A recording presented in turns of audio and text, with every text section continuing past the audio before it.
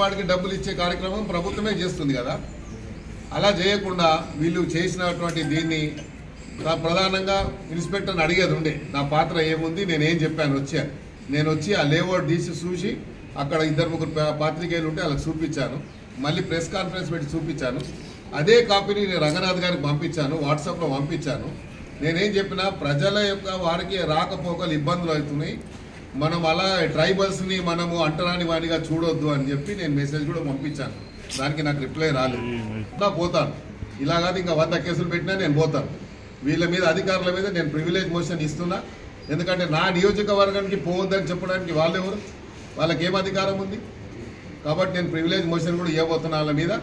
ఎందుకంటే ఇలాగా అద్దుమీరి ప్రవర్తిస్తూ ఉన్నారు. అద్దు ఎంత ఉందో అంత పని చేసుకుంటే వాళ్ళకు మంచిది, మాకు మంచిది. అధికారులు ఏదైతే డిపార్ట్మెంట్ పరంగా అది ఉంటే అక్కడ మీరు ఎవరిని ఇన్వాల్వ్ చేయలేదు. ప్రధానంగా జిహెచ్ఎంసీని ఇన్వాల్వ్ చేసేది ఉండే. ఈవీడీ ఏమంటే నీకు జీపీఏ ఇవ్వలేదు, ముఖ్యమంత్రి గారు రైట్ తీసుకొని మొత్తం హైదరాబాద్లో నీ ఇష్టం వచ్చినట్టు చేసుకోమని చెప్పలే. పార్క్ ఉంటే పార్క్ వాళ్ళని వీళ్ళు డిపార్ట్మెంట్ ఉంది, డిపార్ట్మెంట్ పిలిచి మీరు ఎందుకు ఇన్ని రోజుల నుంచి మీరు ఎందుకు తీసుకోలేదంటే వాళ్ళ మీద యాక్షన్ తీసుకోండి. ముందుగా ఈ పార్క్ ల్యాండ్ ఎందుకు ఇట్లా వదిలేసిరని వాళ్ళని అడగాలి ముందుగా. అవన్నీ ఏమి చేయలేదు. ఎవరో చెప్పిరంట, చెప్తే వాళ్ళు ఎవర్రా అని చెప్తే ఇక వాళ్ళ పేర్లు చెప్పాలంటే తర్వాత చెప్తా. ఎక్కడ చెప్పాలో నేను ప్రివిలేజ్ మోషన్ ఇస్తున్నాను, నోటీస్ ఇస్తున్నా. కాబట్టి ప్రివిలేజ్ మోషన్ ఇచ్చినప్పుడు ఏ డిపార్ట్మెంట్ వాళ్ళు సోమోటోగా కేసు పెట్టించారో దాని మీద నేను మాట్లాడతాను. నేను ఆల్రెడీ ముఖ్యమంత్రి గారి ఆఫీస్కి నేను జరిగిన సంఘటన అంతా పంపించాను. తప్పకుండా దీని మీద ఎక్కడ యాక్షన్ తీసుకోవాలో అక్కడ తీసుకుంటాం. ఎందుకంటే కొంతమంది ఆఫీసర్లకు కొన్ని ఉద్యోగాలు ఇష్టం ఉండదు. ఇదంతా ఏంటంటే ఇలాంటి ఉద్యోగం ఇష్టం లేక ఇక ఇట్లాంటి పనులు చేస్తే మమ్మల్ని తీసేసి ఇంకా మంచి ఉద్యోగం ఇస్తారని ప్రయత్నం చేస్తారు. కాబట్టి ఆ ప్రయత్నంలో భాగంగా మా మీద కూడా కేసు పెట్టిరేమో, సంతోషమే, దాన్ని వెల్కమ్ చేస్తాం. మా మీద ఇంతకుముందు గతంలో మేము ప్రజా వ్యతిరేక విధానాలకు పోరాడినాం. అప్పుడు చేసినప్పుడు 190 కేసులు ఉండే నా మీద.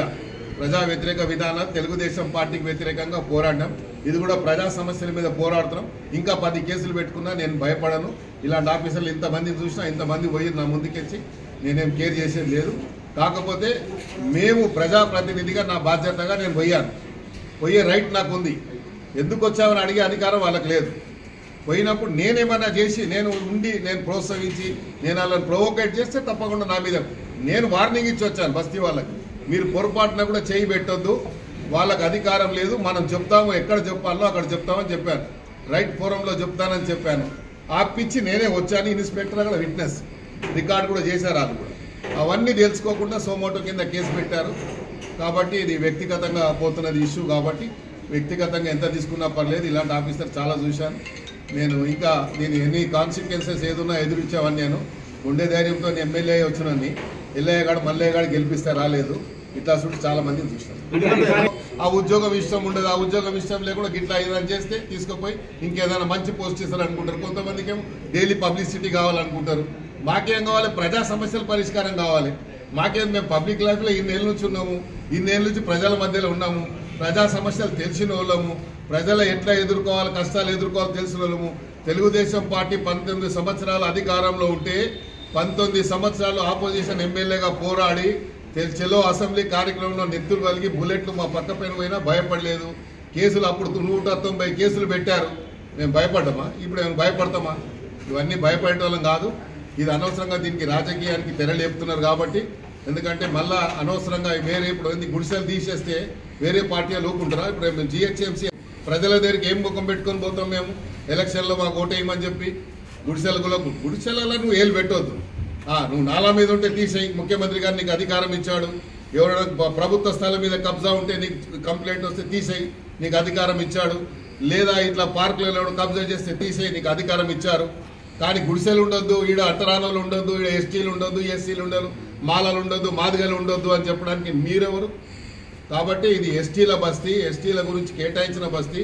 వాళ్ళకు ప్రభుత్వ పరంగా గజెట్ ఇచ్చి వాళ్ళకు ఇయర్ మార్క్ చేసి ఫౌండేషన్ వేసి కాలమ్స్ వేసాయాడ. బిల్డింగ్స్ ఆల్రెడీ ఒక స్టేజ్కి వచ్చాయి. వచ్చిన తర్వాత బడ్జెట్ లేక అది ఆగింది. బడ్జెట్ లేక ఆగింది కాబట్టి బడ్జెట్ వస్తుంది. రేపు ముఖ్యమంత్రి గారు వచ్చిన తర్వాత బడ్జెట్ ఇచ్చి వాళ్ళకి దారి లేకుండా చేస్తుంది. మా ఆవేదన ఏంటి, వాళ్ళకి దారి లేకుండా చేస్తుంది. పార్కు ఒకటి తీసుకోవాలి, వద్దంటలేండి. నేనే కట్టిస్తా అని చెప్పాను, నా బడ్జెట్ ఇస్తా అని చెప్పాను. ప్రైవేట్ వాళ్ళతో ఎందుకు కట్టిస్తున్నారు? ప్రైవేట్ వాళ్ళు వాళ్ళ సొంత ఆస్తి లేక కూర్చొని కట్టిస్తున్నారు. వాళ్ళని ఎవరు ప్రోత్సహిస్తున్నారు? డిపార్ట్మెంట్తో చేయించండి. డిపార్ట్మెంట్తో చేస్తే నేను కూడా కూర్చుంటాను పోయి. ప్రైవేట్ వాడు ఎట్లా కూర్చొని కట్టిస్తాడు? వాటికి ఏం అధికారం? అదే ల్యాండ్లో ఒక ఇద్దరు వ్యక్తులు దాని వెనుకనే ల్యాండ్లో బాగా చెప్తా కంపౌండ్ వాళ్ళు వేసుకుని అది కూడా చెప్తే నేను దాని మీద తర్వాత యాక్షన్ తీసుకుంటాడంట. గుడిసెలేమో ముందు కొడతాడంట ఆయన, వీళ్ళ మీద తర్వాత యాక్షన్ తీసుకుంటాడు. బిల్డింగ్ వెనుకనే పెద్ద పార్క్ అయిన బిల్డింగ్ వెనుకనే ఏం చేసి పెద్ద గార్డెన్ వేసుకున్నాడు.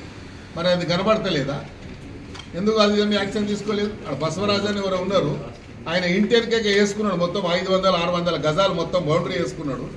దాన్ని కూడా కంప్లైంట్ ఇచ్చాను, అది పట్టించుకోలేదు. ఇవన్నీ చాలా ఉన్నాయి. నేను అన్ని ఫోటోలు తెప్పించాను, నిన్ననే గూగుల్ మ్యాప్ కూడా తెప్పించాను. 20 ఏళ్ళ కింద ఎట్లా ఉండే ఏముండే అన్నీ తెప్పించాను. అన్నీ నేను రిపోర్ట్ ఇస్తాను. ముఖ్యమంత్రి ఏదున్నా కూడా ఎప్పుడే కానీ ఎమ్మెల్యేగా నాకు రైట్ ఉంది. నేను తప్పు చేస్తే కేసు పెట్టాలి, వద్దటలేదు. నేను ప్రజల ఆవేదన వ్యక్తం చేసి నాకు ఫోన్ చేస్తే నేను అవుట్ ఆఫ్ స్టేషన్ ఉన్నాను.